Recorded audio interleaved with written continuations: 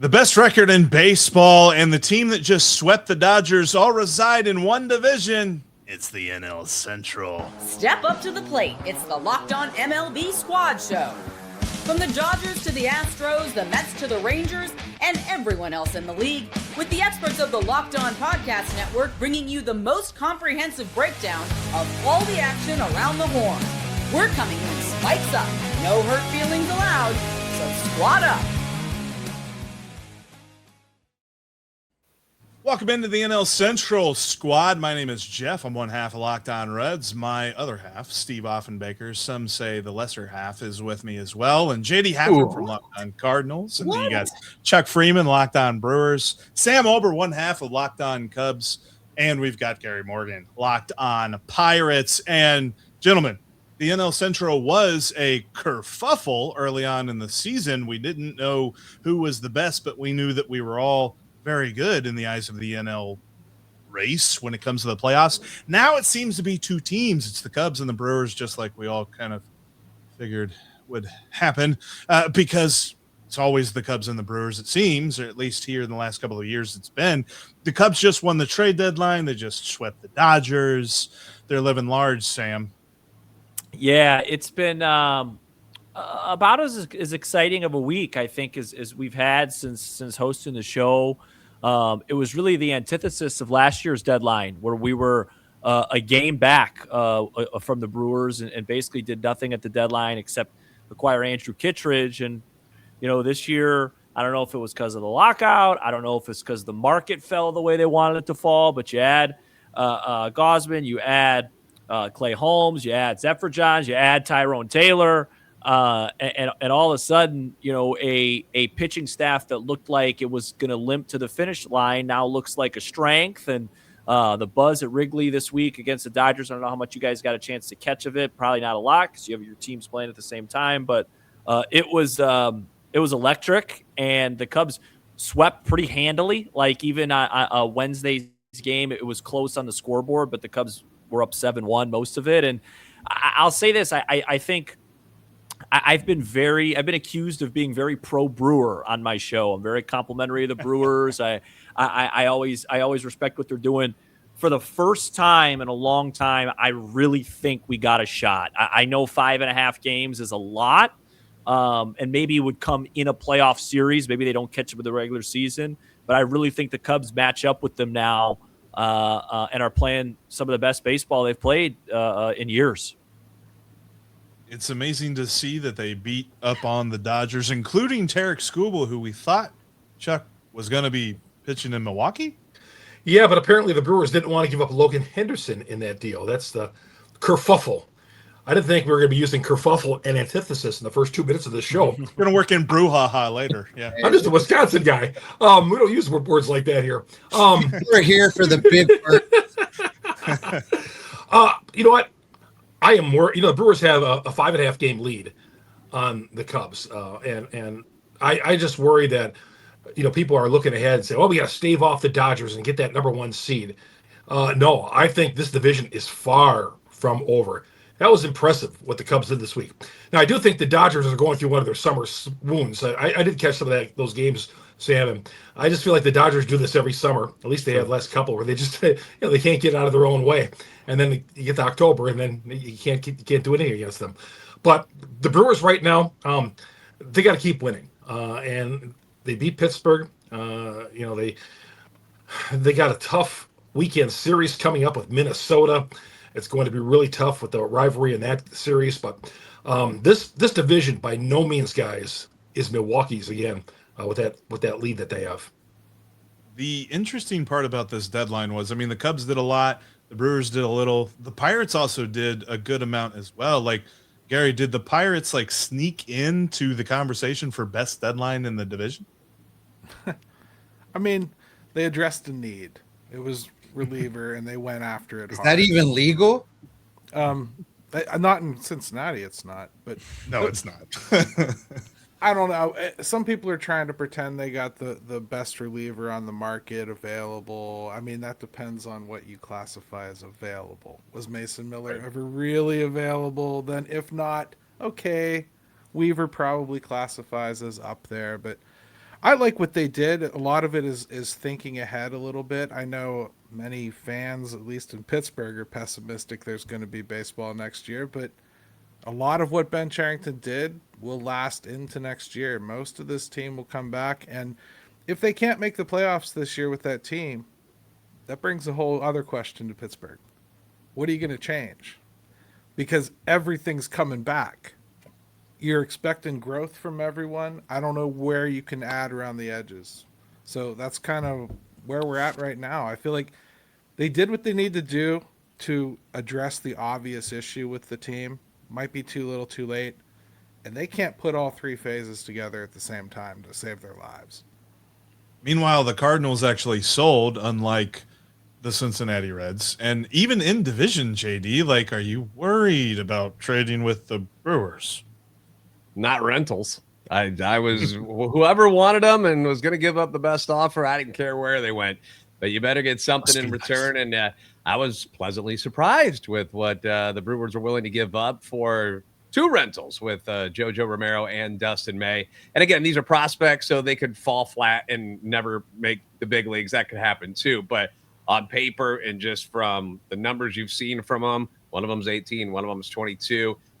They seem like exciting talents. The one guy, Ragsdale, hit a home run in his first at bat with the Cardinals organization. So all of a sudden, he's the new Albert Pujols to a lot of fans. Like, they're so excited. Oh my gosh, this is the greatest thing since sliced bread.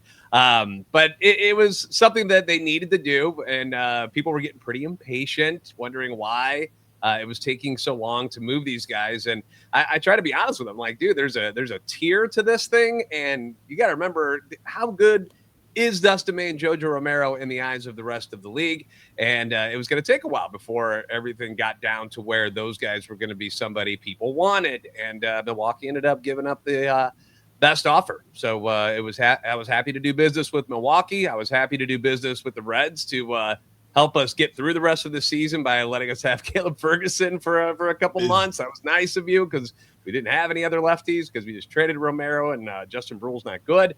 So I appreciate all of you guys for being there when we needed you.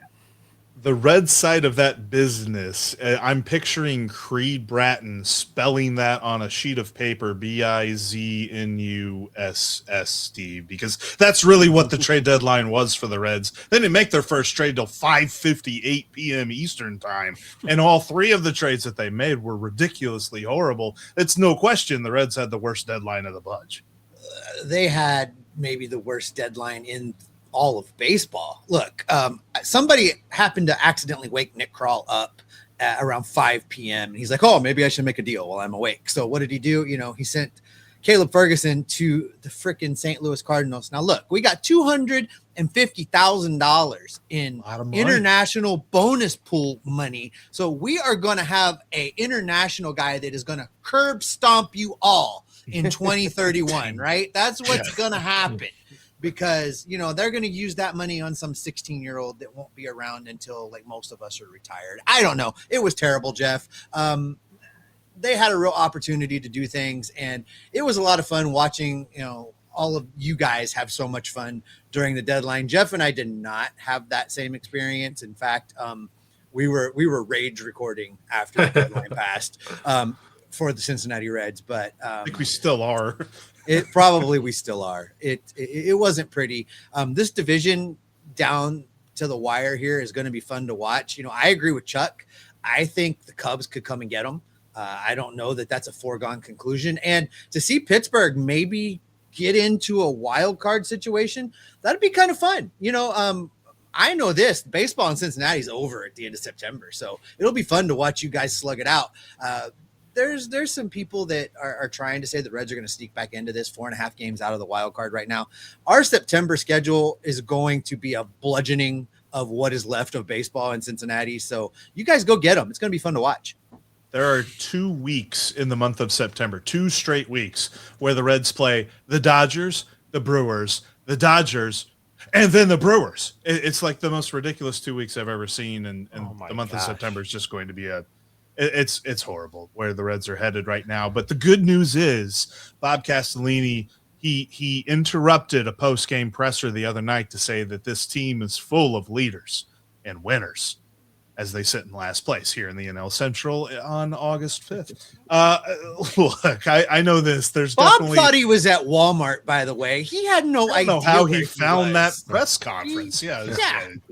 Anyway, more on that over in Locked On Reds. When it comes to this division, the race for the top is interesting. There's also a race for an award that we'll get to coming up next. But first, we want to thank our friends over at Amazon for this limited break, because this back-to-school season, you need to spend less on your kids with Amazon. We all know how crazy the back-to-school shopping experience can be. It starts with a few items on the list, and then suddenly you're shopping for supplies, clothes, lunch gear, tech, and about 10 other things that you didn't see coming, including the words lunch and gear put together. It adds up fast. The school supply list can get a little bit crazy, because when you're looking at it and wonder if, shopping for one child or maybe you're opening up a small business. I didn't realize that first graders required this much inventory. Shopping like this can get out of control if you're not careful. Or when the school says your child needs a calculator, headphones, a tablet, and about 10 other things for class, and somehow you're buying another one before the semester is even halfway over? Since when do kids need so much tech for third grade anyway? Remember, with Amazon's low back-to-school prices, just spend less on your kids, because every dollar you don't spend on them is a dollar you haven't spent on them. Shop back to school at Amazon and spend less on your kids. Thanks for making this NL Central Squad show part of your day. We got you covered all throughout the National League Central, whether your favorite team is the Reds, the Cardinals, the Brewers, the Cubs, or the Pirates. Every single day you can find content on your team. And guys, I think we're kind of beating around the bush a little bit. Let's call it Cubs or Brewers. JD, we'll start with you. I love being on the spot there. Man, dude, it's tough, because I like what Milwaukee, they just figure out ways to win, but man, the excitement, and Sam was talking about this. I watched that Dodgers Cubs series because I just wanted to see what it would be like at Wrigley with all of that on the line and coming off the win at the deadline. And that was a lot of fun to watch. And don't tell my Cardinals fans that, I said good things about the Cubs. They'll hate me for it, but man, it just feels like they got a lot of momentum right now. But again, we've still got 2 months to go in the season, right, so a lot of things can still happen. And, the Brewers are on top, and they've been on top of this division for a couple of years now. So I'll go with Chuck, and I'll go with the Brewers just because they're the ones who have consistently won each year. So give me the Brewers, but man, it's going to be tight, and it wouldn't shock me if the Cubs caught them. But I'll go with Milwaukee. Chuck, sure, what you got me? If Sam and I don't go with our teams, our fan base is going to kill us. So, but I do like Milwaukee anyway. I do Milwaukee. I do think that the Cubs have got a lot of talent, but Milwaukee, they got a great manager, terrific pitching.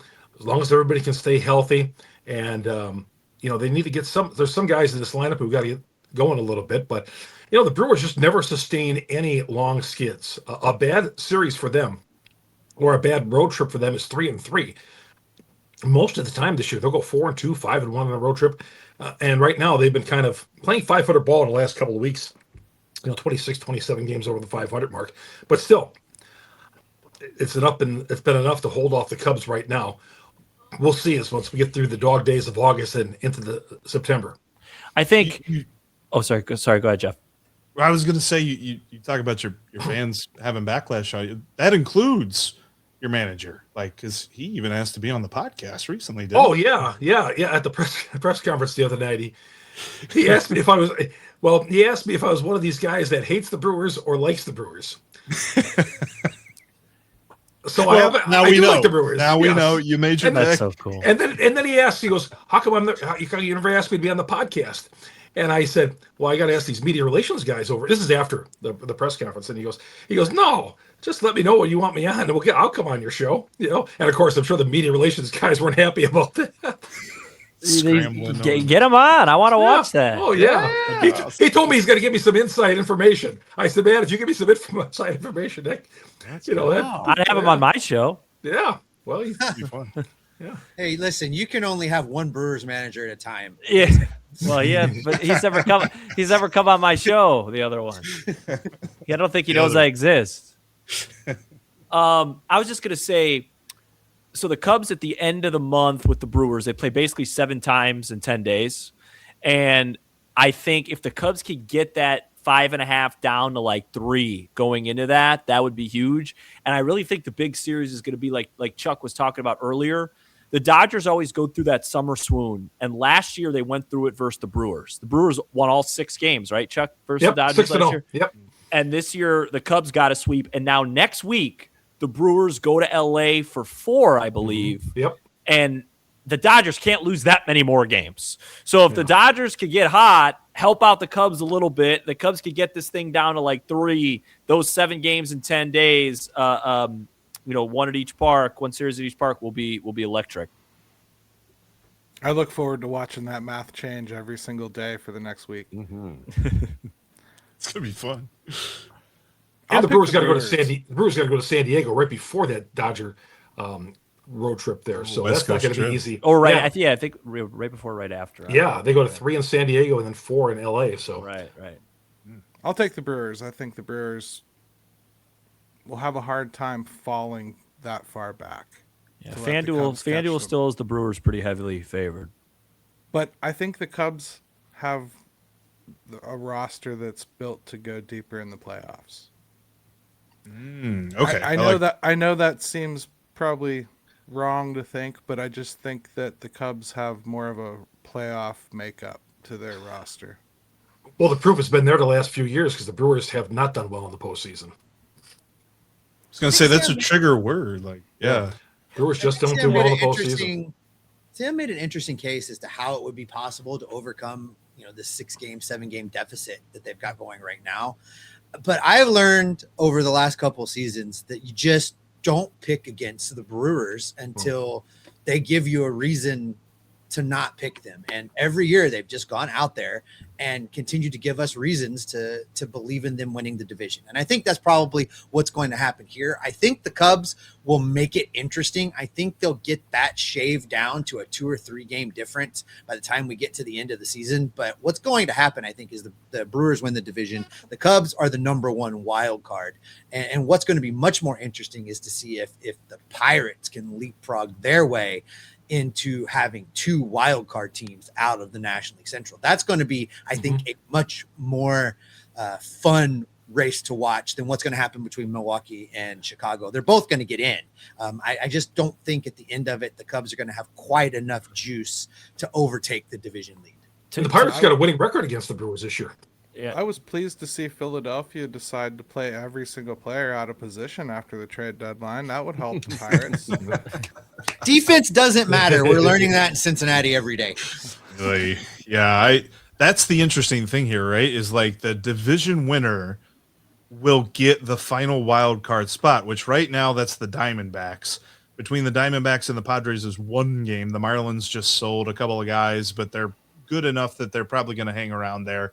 Then you got the Pirates and Cardinals 4 games back of that final wild card spot. Like what that could end up being might even be a better matchup than if you win the division and you face that wild card. So because you'd be facing the Phillies. Mm-hmm. So what the Phillies look like at that point, because I don't think they're going to fall off, that they lose that number 2 wild card spot. The 1 and 2 wild card spot's probably just going to flip flop a little bit every so often. But yeah, I think for me, it's probably going to be the Brewers just because it feels like they're just better positioned to do this. And I agree too. Yeah. And I agree with Gary that that's probably looking like a spot that, Cubs got a really good shot there to go far into the playoffs based on their first round matchup and then what they could be in the second round as well. The thing too is like last year, if the Brewers finished with the best record in baseball and the Cubs get the first wild card spot, then the Cubs take care of business in a 3-game set, we'd have a rematch of the DS of last year. Which is what I ultimately at the end of the day, I'd love to win the division, but just get me there. Get me to the DS against the Brewers, because I do feel like last year, no Horton, no Steele. Now, granted, no Horton, no Steele this year, but they actually made moves. And that series still went 5 games and was a really fun one. So that's the goal. You know, Yeah, I think a heck lot. of a match. I think a lot of teams will like us. You know, we talk about the Dodgers and all that, but I'm telling you, you can't say, well, I want the Phillies to get it. I'd rather play the Phillies than the Dodgers. I'm telling you, Dodgers, Phillies, the Cubs, Atlanta, man, all those to me, I think are legit championship level teams. Yeah, unlike the I American think League. Yeah.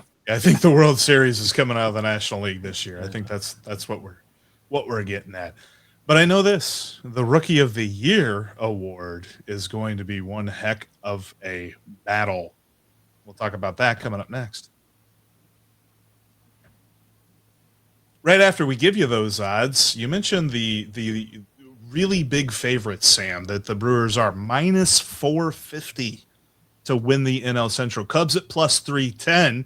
And hey, JD, Gary, Steve, myself, you know, our teams are 300 to 1. So, you know, if you want to put something on the Cardinals, the Pirates, or the Reds to surprise somebody, don't do that. FanDuel's saying they'll gladly take your money. But hey, 300 to 1 for the Cardinals, Pirates, or Reds. Those are hilarious odds on the futures over at FanDuel. And of course, you can boost your next bet with a correct pick on the Daily Dinger. If you think you know who's going to go yard, you make that pick, you get that win, you get a boost for your next bet.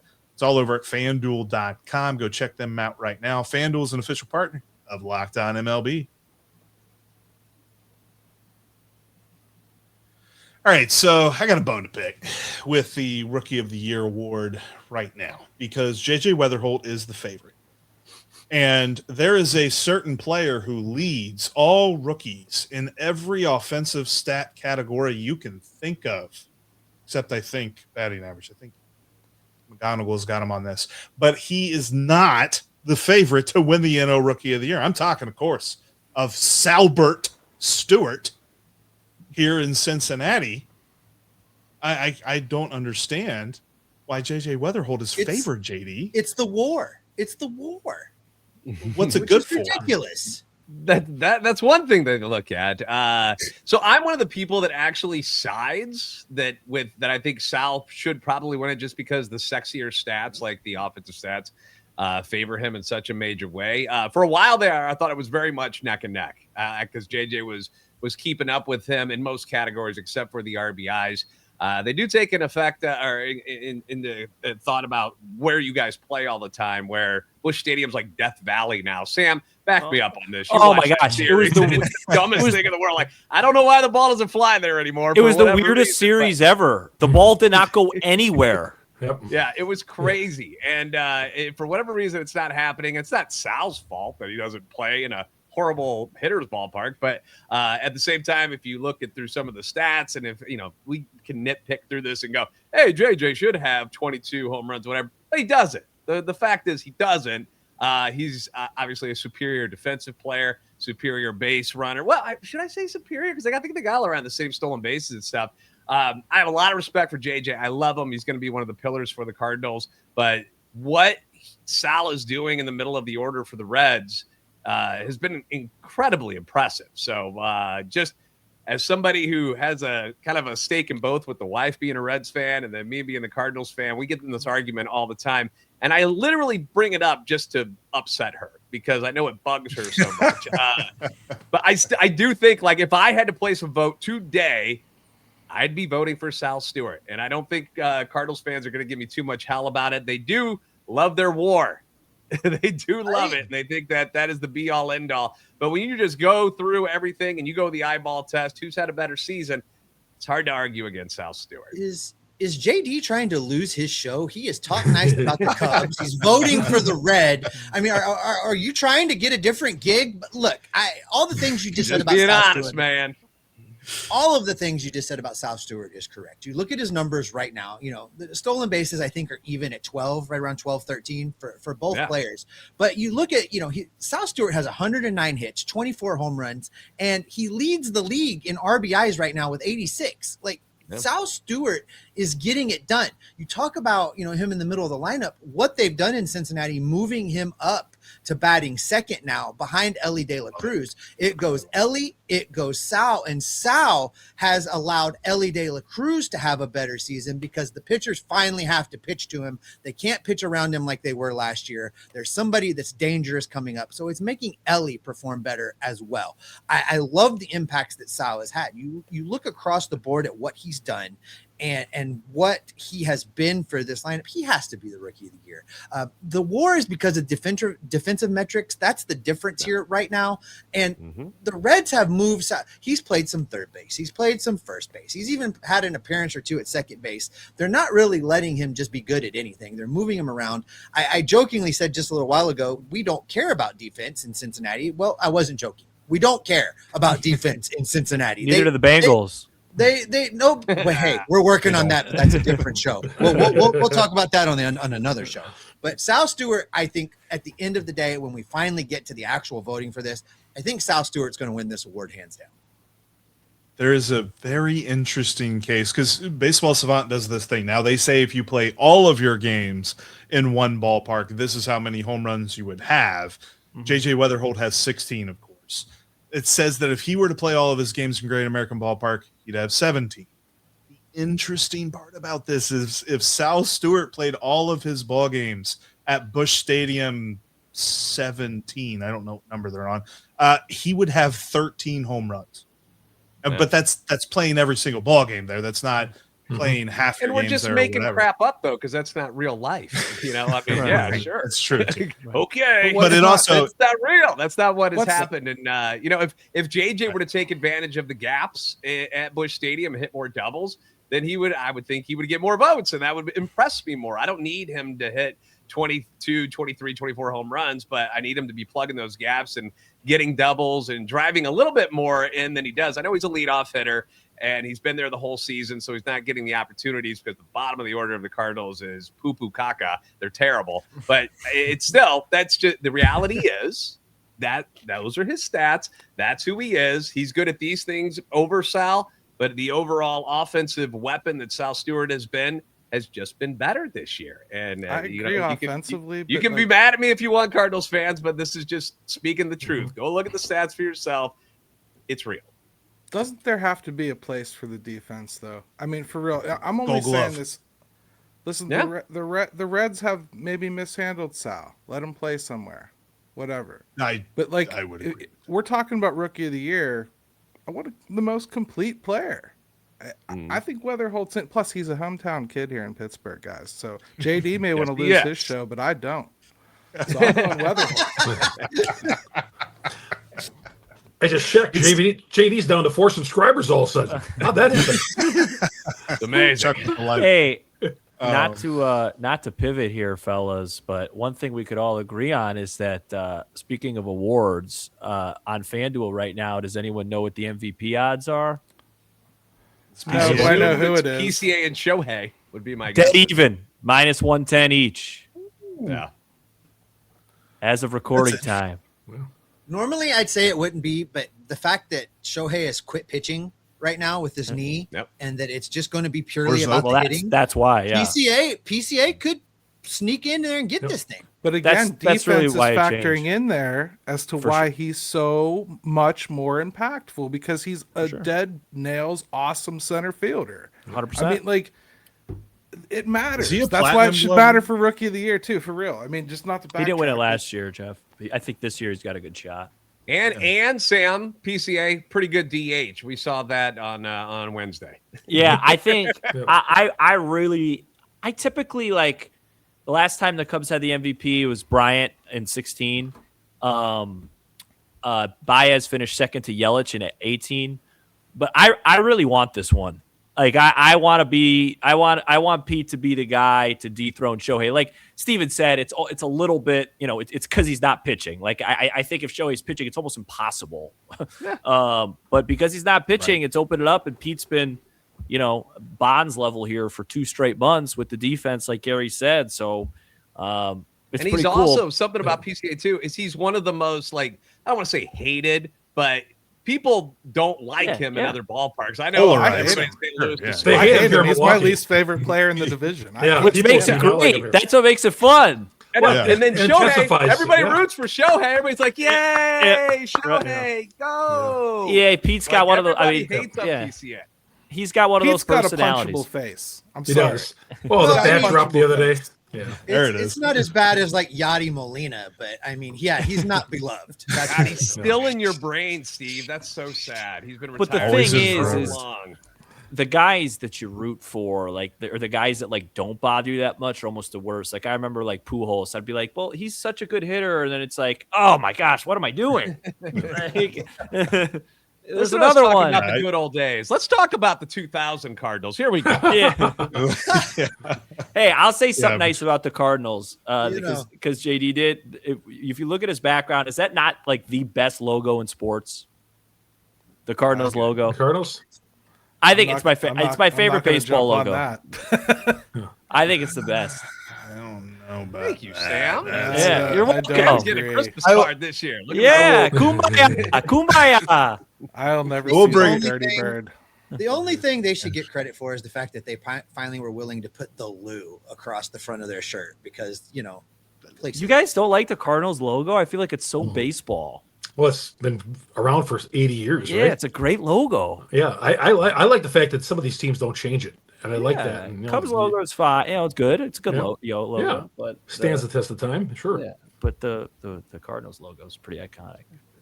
He's been a big favorite of a big fan of the Mariners logo myself, but that's just me. I gotta picture that. Oh yeah, the S. The M, I like the old Yeah. M. Well, not the old M trident looking thing. I like the compass, Okay. compass look to it.